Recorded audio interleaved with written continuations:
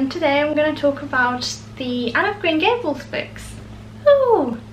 I just love this book so much. It's just so good. It just makes me so happy, it brings me so much joy. I first read Anne of Green Gables when I was 21, and I just finished this really awful set of exams at Oxford that are called mods, and they're like the worst thing in the world, I swear. And so I was like in a very like not nice place, and I started reading Anne because the series Anne with an E was coming out on Netflix in a short time, and I wanted to watch it, and I always want to read the book first. And so I started reading it, and I remember I wasn't really into it for like the first a lot of chapter, like way over the first half. Now I can't understand why, because I love it, but the reason I didn't like it at first, I think it was because, well, Anne is a child when the book starts, and she is adopted by the Catbirds, who are a sister and a brother, Marilla and Matthew Cuthbert, and they're not really children's people. Like they're kind of old and both really socially awkward, and they're just not meant to have children. They're getting a boy to help on the farm, and then they're set with Anne. And I've always read children's books, like I've never stopped. I think that's a really silly attitude to stop reading children's books when you're not a child anymore. That doesn't make sense. And I think the reason I didn't read it when I was a child was because I wasn't very tolerant of other children who were, you know, happy and nice and blah blah blah, except Harry Potter. But Harry Potter wasn't happy, and sometimes he wasn't very nice either. And Anne was like this orphan that, yeah, although like she had a really hard life to begin with, then she was nice and everyone loved her, and she had red hair that I adored, and I really wanted her red hair, and so I didn't read it, which is why I'm not reading normal people, but that's another story. Oh, it's just hilarious. I just love her so much, because she's so much like me. Like she gets obsessed with people and wants to make friends with them and really wants them to love her, and she's obsessed with the Reverend's wife, like the new Reverend's wife, and so she really wants to make a good impression on her, and so she persuades Marilla Cuthbert to let her bake the cake, and then it's a disaster. But she takes it so well. Oh, that's why I love, like, that's why I would have hated her when I was little, because I was like, I would have been like, you just made a mess, why are you happy? But in my old age, I've learned to appreciate that.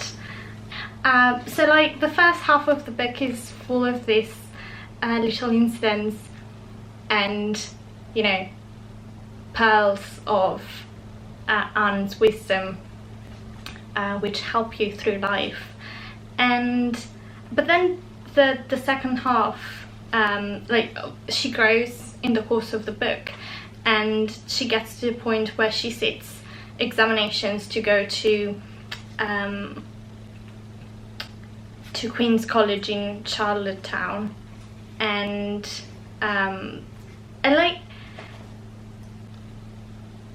Lucy Maud Montgomery is so adamant about how hard it is actually to achieve things, and like how much work goes into achieving one's ambitions, and so like she doesn't really sugarcoat it.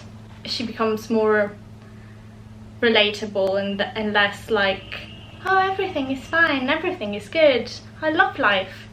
Although she's like that as well, like all the time. But then you really get to understand why she's like that and like to see her point. The descriptions of the world are they just make the most normal thing special and magical and Anne-ish. That's what I mean. Anne stood up and drew a long breath. "Oh, isn't it wonderful," she said, waving her hand comprehensively at the good world outside. "It's a big tree," said Marilla, "and it blooms great, but the fruit don't amount to much, never. Small and wormy." "Oh, I don't mean just the tree. Of course it's lovely. Yes, radiantly lovely. It blooms as if it meant it. But I meant everything. The garden and the orchard and the brook and the woods, the whole big dear world. Don't you feel as if you just loved the world on a morning like this?" After I read the first book, I liked it so much that obviously I read the second one, Anne of Avonlea, which is the town where Green Gables is, and then Anne of the Island, which is when Anne goes to university, and they're both so good. And I realized I read them in the space of a month, I think, and I loved them so much that I realized I was going to finish the whole series too soon, so I had to stop myself from reading the fourth one, which is Anne of Windy Willows, in which Anne goes to teach in a place called Windy Willows. And so I read that I stopped myself from reading that until the following spring, and there's a reason for that. It's because Anne belongs in spring. You cannot read Anne of Green Gables in December. I won't have it. You can read Little Women in December, but not Anne of Green Gables. If you need joy, read Little Women in December. And this year, when I really need, something uplifting, I read the 5th volume of Anne of Green Gables, which is Anne's House of Dreams, and that confirmed my idea that you can't have joy without darkness in a story, and in Anne of Green Gables the darkness is usually really hidden. Anne's House of Dreams, it's really dark. It's really dark. Like there's bad stuff happens.